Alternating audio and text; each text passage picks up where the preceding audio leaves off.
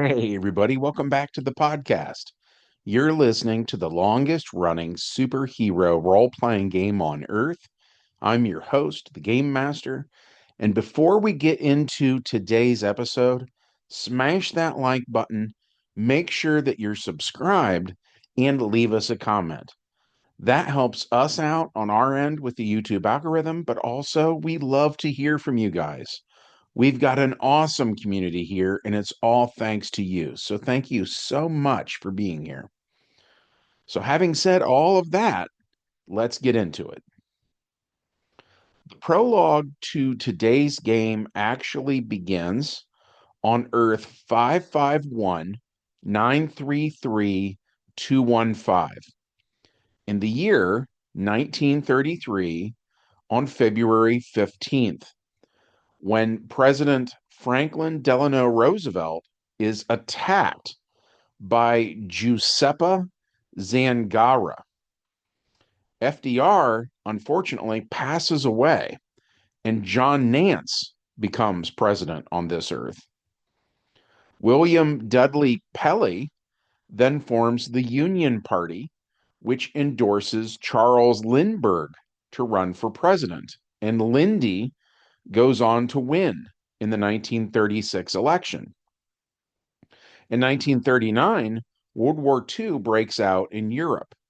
The Neutrality Act sails through Congress, outlawing any aid or transfer to any belligerent party in Europe. In 1940, both France and Britain fall as a result of this. Edward VIII is made protector of German occupied Britain after King George V is unalived. Spain joins the Axis powers, and Henry Wallace becomes the new U.S. president. In 1941, Germany and Japan invade the USSR. The Balkans fall under German control, and Rommel sweeps through Egypt and the Middle East. 1942 is the fall of Leningrad. Germany takes the Ukraine. Russia, west of the Urals, becomes known as the Reichsostland. Meanwhile, in the United States, the Depression returns with a vengeance due to the financial policies of Henry Wallace. In 1943, Japan conquers Australia, while the German police take down the resistance in Europe.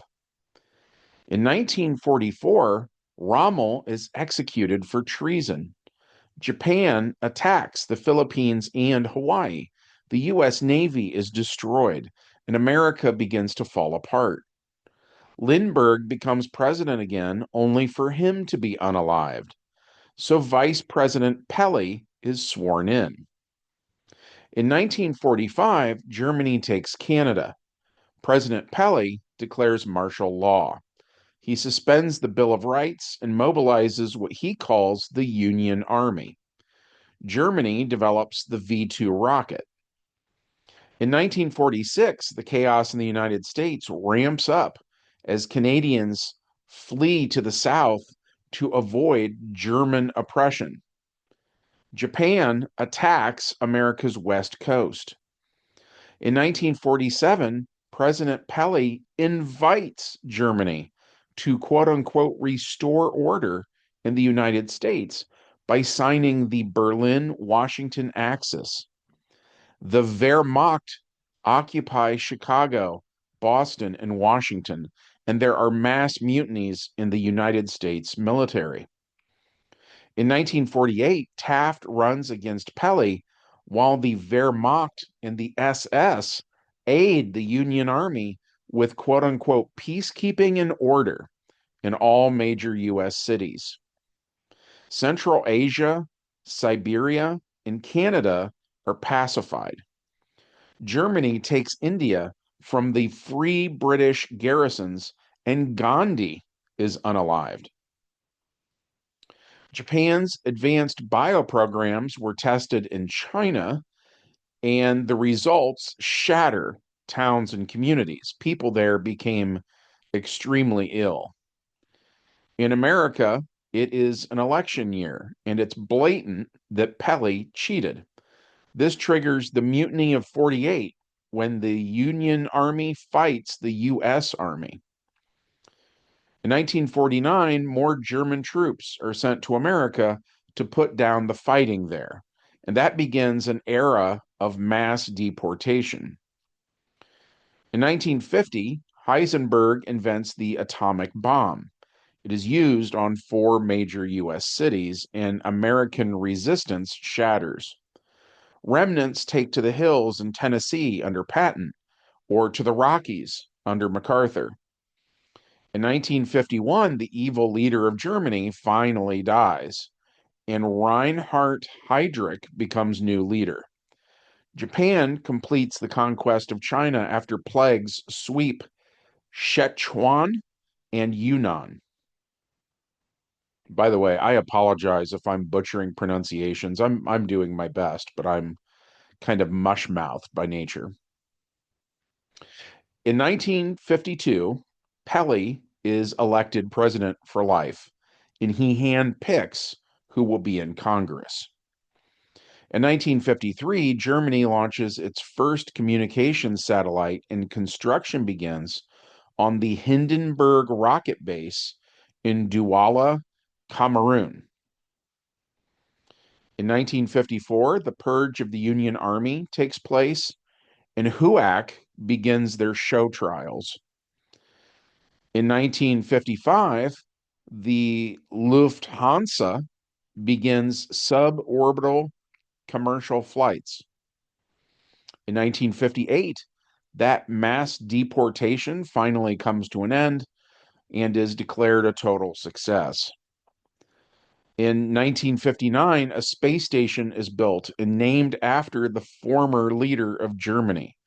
Due to YouTube's rules, I don't think I'm allowed to say his name, so we'll just refer to this as H Station. And by 1960, it is manned by the Luftwaffe. In 1961, the Washington-Tokyo Axis is signed, and the Victory Wall is erected in Brandenburg Plaza.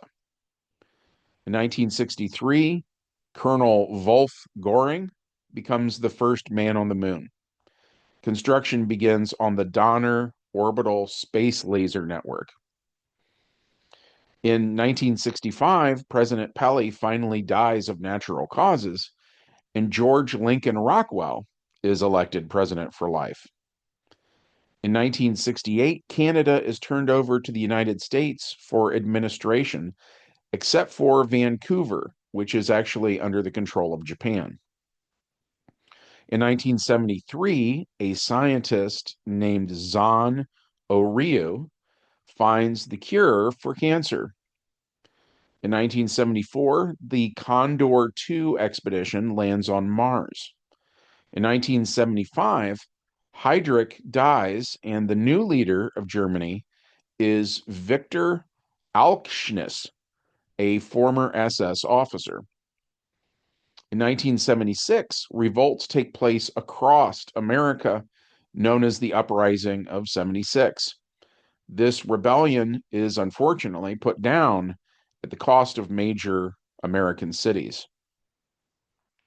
In 1977, the Hindenburg rocket base is renamed Von Braun Spaceport.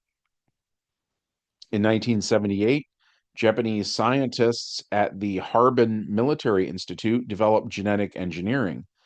And in 1979, the first asteroid is captured and brought to Earth to be mined. In 1983, rebels in Peru and Afghanistan are put down using neutron warheads on howitzer shells. In 1988, President Rockwell passes away, and David Duke becomes president for life. In 1989, North America is renamed the Judenrein. In 1990, the first fusion reactors go online. And in 1994, a 38-year-old man named Yevgeny Karashkin arrives on Earth 551933215. He comes from an alternate universe where on his world, the current year is 2022. Well, here, the Germans detect him and exterminate him. They learn that he's from another world, and they find his variant, who is the native of their world. And the variant is a 10-year-old boy by the same name. So they take him into custody and begin to study his brain, trying to not only activate his ability to travel through time and space, but how to instill that ability in others as well. This process takes years. Finally, in the year 2007, the villains of Earth 551933215, which they're starting to call themselves Reich 5, by the way, launch their first invasion of an alternate Earth. They go to Earth 551566702, which is a world where their point of divergence actually took place when Nostradamus died.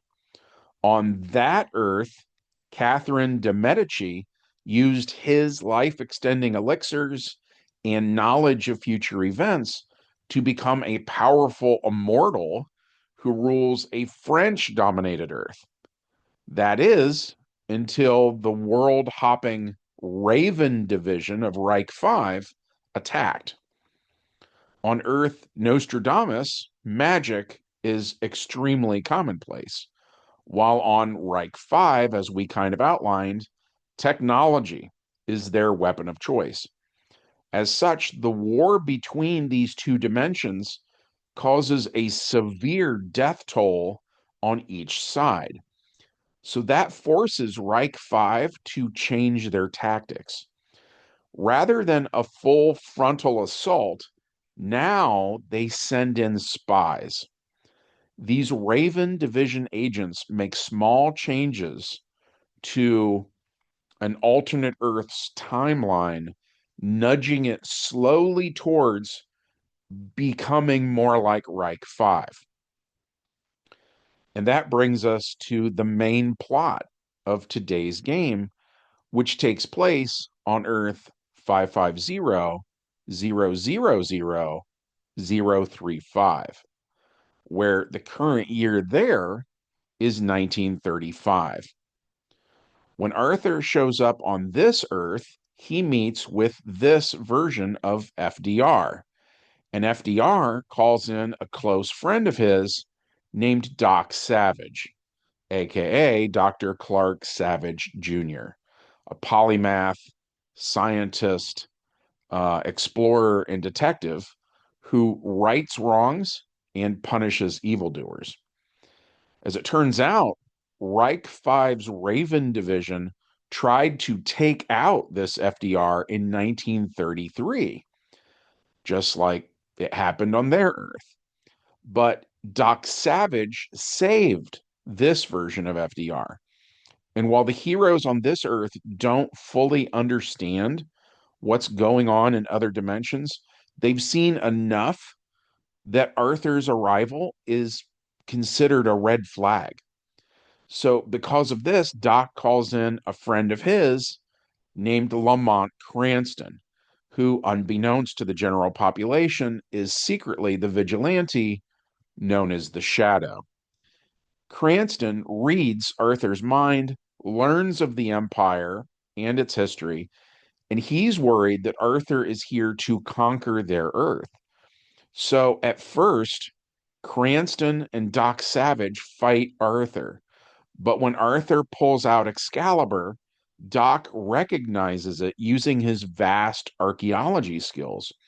And he tells Cranston to stand down, saying that Excalibur can only be wielded by somebody who's pure of heart. So, once the obligatory hero versus hero kerfuffle is out of the way, the two Pulp Age heroes lead Arthur to the Empire State Building. They climb the spire atop the building in the fog, and Arthur finds they have something akin to a steampunk helicarrier that disguises itself inside of an artificial cloud that it generates. While here, Arthur meets other members of the local League of Extraordinary Gentlemen and tells them he's here to help. But they, in turn, tell Arthur about Reich 5. And this is the first time that Arthur is hearing that there's like a government out there, basically, that is like a rival to his own. Meanwhile, Reich 5 has a spy in the White House posing as FDR's secretary. So as soon as she is able, she makes a phone call to other Reich 5 agents on this earth, and they in turn prepare their secret weapon, someone powerful enough that they might actually be able to unalive King Arthur. So the next day, while Arthur and Doc Savage are addressing a crowd in public, a strange man shows up with jet black hair. He looks like he's about 40 years old, and to everybody's shock, he picks up a 1934 Ford Coupe and throws it at Arthur, who tucks and rolls to the side as the car crashes into the stage. Reich 5 agents are here too, armed with high-tech ray guns. One of the thugs gets punched out by seemingly nothing, and this, of course, turns out to be the Shadow, who was here the whole time and had just clouded men's minds. And now he has ray guns. Doc Savage attacks Reich 5 agents as well because he's not sure if the Shadow will question them or just unalive them. And Doc needs answers. So Doc starts punching out men, declaring knockout damage only. He also lectures Lamont about his aggressive ways, and we get a good look at the banter between these two. They are essentially this world's Batman and Superman in that regard. Speaking of Superman, Hugo Danner, aka the Gladiator, was one of the characters who inspired the creation of Superman. This is the guy who's attacking. So he picks up another car and chucks it at Arthur, who again rolls out of the way and off to the side. Arthur quips that Hugo doesn't know who he's tangling with. And as Hugo begins to monologue, we see that the Reich 5 agents here have been filling Hugo Danner's head with thoughts of his own supposed superiority. And that bubble bursts when Arthur punches him through a brick wall. Hugo looks shocked as he is not used to getting his bell rung like that. So he states his disbelief, and Arthur gets in close and lands several more hits. Arthur is slightly faster than Hugo, but Hugo is slightly stronger than Arthur. But overall, it is amazing how evenly matched these two are. As a brief aside, we mentioned earlier that when all of the Arthurs of the multiverse recently merged, some of them had Green Lantern rings, some of them had Kree wristbands like Marvel, the various Arthurs had been exposed to miscellaneous things from Earth to Earth, which gave their merged form like a weird mix of powers. So when they split, all of that power was then evenly divided between them each. And so what we are seeing here is this is kind of like a scout version of Arthur, right? That explores new worlds, acts as an ambassador, things like that. All of his attributes are at a 12 in the DC Heroes RPG. So that means his agility is maybe comparable to somebody like Spider-Man. Um, Strength 12 means, he could bend steel in his bare hands. Body 12 means he is as tough as steel. Intelligence 12 is kind of like Batman level intelligence. You get sort of a ballpark idea, right? And so, because of all of that, this fight actually went really, really well. And honestly, we were wondering who was even going to win. But at the last minute, the one who came out on top was Arthur. Hugo Danner is knocked out and taken into custody by Arthur's men, along with the Reich 5 agents, which brings us to the epilogue. Hugo Danner and the Reich 5 agents are taken back to Earth K for questioning. The agents are bothered that their counterparts on Earth K lost World War II. And Hugo Danner is bothered that his counterpart essentially thought he was some sort of supreme being, and he had climbed to the tallest peak he could find, and he sort of screamed at the heavens, challenging, the forces that be, only for the response to be a lightning strike that killed him. So this Hugo Danner is not thrilled with what happened to his counterpart either, right? So like all the villains are humbled. But that scout version of Arthur that I was talking about reports in with Emperor Artorius, that is the bigger, badder, super version of Arthur that we've been talking about in recent stuff. And he tells him that Reich 5 exists. So even the protagonists are humbled a little bit too, to find out that there's somebody else out there, and there are parallels between what these two groups are doing, right? So they don't like that.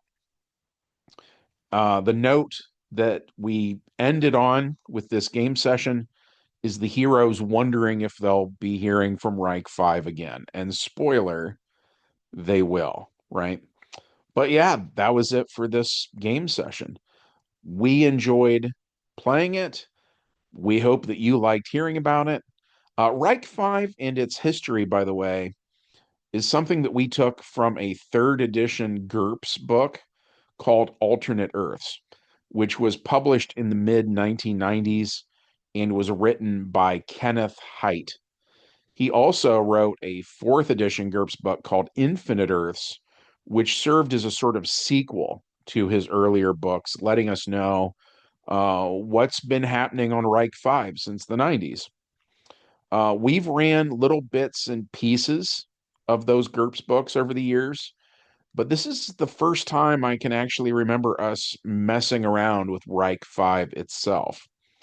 The book features several other multiversal empires, by the way. One of them is based on the Roman Empire, one is Aztec, and not all of them, would technically be an empire. Like there's a world where the South won the Civil War.